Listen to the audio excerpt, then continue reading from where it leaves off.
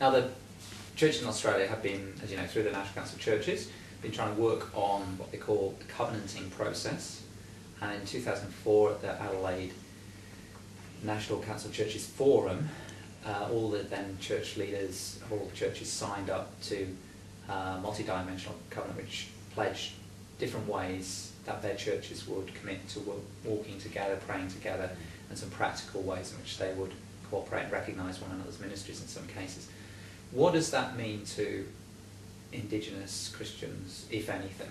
Is that something you can... Well, two things I'd probably say. It's a lot easier for, or has been a lot easier for Indigenous Christians to work together, because we've always seen ourselves as Aboriginal, Torres and Islander people first, and then the Christianity part, or the style of Christianity. So the church divisions haven't kind of replicated themselves in divisions between Aboriginal Catholics? Well, they have and they haven't, depending on how that message was brought to those particular groups.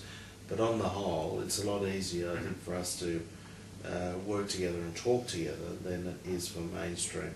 Plus, we don't get caught up with all the, all the minute little details of the rubrics and rules and regulations and so on. So why is that?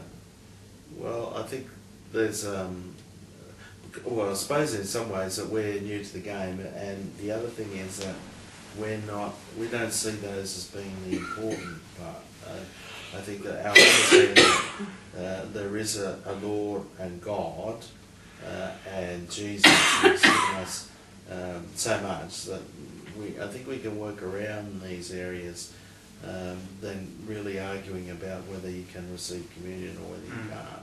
So a lot of that covenant, some of the arguments in covenanting actually a Well, white fellow area of discourse. And the other thing is we don't have a fight over, whether he can use our church and that, because normally we don't have them. So we don't use them. But I was going to say something too about the communion thing.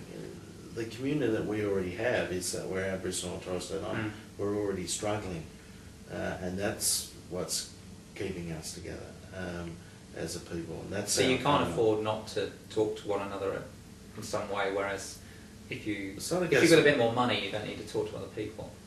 Well, that could be true too, but it's not a case of because we're struggling. I think there are commonalities that we have that aren't the same as what others are. That's what keeps us together. I'm sure the Greek communities or the Italian communities, when they come here, Chinese of course too, band together to help keep themselves strong, and we as Aboriginal and Torres Strait Islander people do the same. So what is it that, do you think there's things that Aboriginal and Torres Strait Islander people, and especially Indigenous Christians, have to contribute to the other churches as something that really the church should be looking to learn from Aboriginal and Torres Strait Islander people on covenanting, rather than saying, what are you doing about this as well? I would say that, first of all, my understanding, from a personal point of view, I would have thought the church is open for all. And therefore, to put regulations on about who can receive communion, who can come into this church and that, there's something wrong with that. There are people that should be all welcoming, all encompassing, so that people can come in to that area. And that's important for covenanting. It is something that we commit to. And I think in some areas that we don't commit enough. You were talking earlier about our Make Indigenous Poverty History poll, and the... So is that a practical form of covenant in itself? Well, it's a commitment. We're asking people to do those three things, to remember our past, know our history, recognise what's happening today for Aboriginal people, and then to try and do something about rectifying.